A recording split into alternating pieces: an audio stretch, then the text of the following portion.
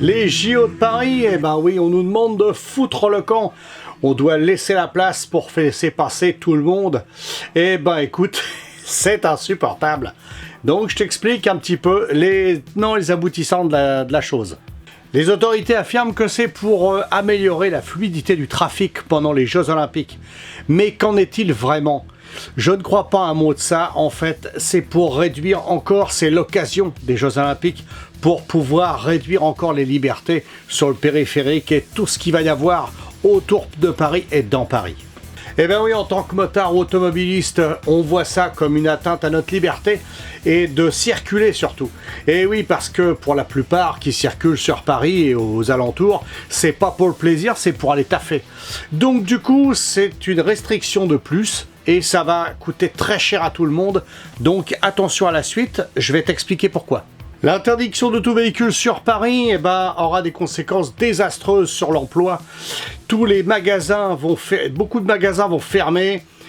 Beaucoup de gens ne pourront plus aller taffer et le résultat il va être catastrophique parce que justement des boîtes vont fermer. Il y a des emplois qui sont en jeu actuellement et il faut absolument se mobiliser contre ça. On ne pourra plus accéder à rien et après les Jeux Olympiques, faut penser à ça. Ça va vachement se réduire et tu vas voir que ça va nous coûter très cher l'histoire. Sans les motos et les voitures, l'accès à Paris va devenir un véritable enfer. Les transports en commun vont-ils pouvoir arriver à gérer le nombre de personnes qui vont simplement rentrer chez eux, faire les courses, bouffer tout ça, ça va devenir vraiment improbable. Et attention, les embouteillages vont devenir déments. Beaucoup d'experts en mobilité prévoient un cataclysme au niveau des entreprises, au niveau des transports, des gens qui habitent sur place. Il y a déjà des gens qui ont été expropriés à cause de ça. Des étudiants qui n'ont plus de quoi se loger parce que tout le monde doit dégager pour laisser place à la grande chose qui est les Jeux Olympiques de Paris. Fête pour certains, cauchemar pour d'autres. Plus moyen de rentrer chez soi, bloqué aux portes de Paris. Et vas-y, tu y vas à pied. Tout va être pris d'assaut dans tous les sens.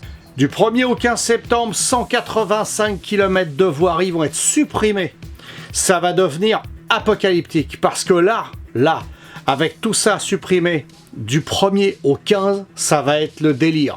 Et attention, après les Jeux Olympiques, ça va continuer. Crois pas que ça va s'arrêter là et puis que tout va rester comme ça, après on va revenir comme avant. Certainement pas. À Paris, ils vont essayer de réduire au maximum. Tous les kilomètres de Paris vont être réduits au maximum pour les engins, pour tout ce qui est voiture thermique, moto, tout ce qui est thermique, ça va être viré de Paris. Alors tu vas me dire, on va passer quand même. Eh ben, je te déconseille de jouer à ça. Parce qu'il va y avoir des radars spécifiques pour ça. Dans les voies réservées aux Jeux Olympiques, des radars commencent à être déployés à droite à gauche pour pouvoir t'arrêter.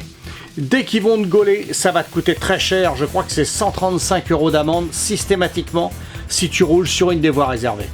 Et le scénario catastrophe continue parce que en cas d'accident, en cas d'attaque terroriste ou autre, qu'est-ce qui va se passer? Comment ils vont pouvoir évacuer les gens? S'il se passe quoi que ce soit, ça va être tellement engorgé qu'ils pourront même plus arriver à arquer et virer tout le monde. Entre la fameuse ZFE de Paris, les réductions de la vitesse, les radars qui vont être spécifiquement faits pour les Jeux Olympiques, je te fiche mon billet que tu vas voir que ça va coûter très très cher aux Parisiens et aux gens qui vont venir visiter. Eh ben oui, parce que ça va pas être que les Parisiens. Les Parisiens, ils ont pas de véhicule en général, pas beaucoup. Ben non, ils se traballent en transport. Mais tous les motards qui viennent de la banlieue et qui sont obligés de bosser là-bas. Moi, j'ai des potes qui sont coursiers, qui sont professionnels du bâtiment et tout. Ils ne peuvent plus accéder à Paris et ils refusent d'y aller maintenant. Donc, tant qu'il n'y ait pas de demande et puis tant qu'on peut refuser d'y aller, pas de problème. Mais quand on y est obligé, je peux te dire que ça va être vraiment la guerre.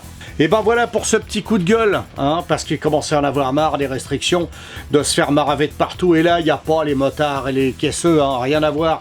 C'est auto et moto, les deux. tout le monde sera impacté. Ça va coûter très cher à tout le monde. Autant les autos que les motos, les professionnels, les camions, tout ce que tu veux qui va arriver sur Paris, ils vont se faire défoncer. Même à pied, tu pourras plus passer à plein d'endroits. Je te garantis que tu vas voir un peu.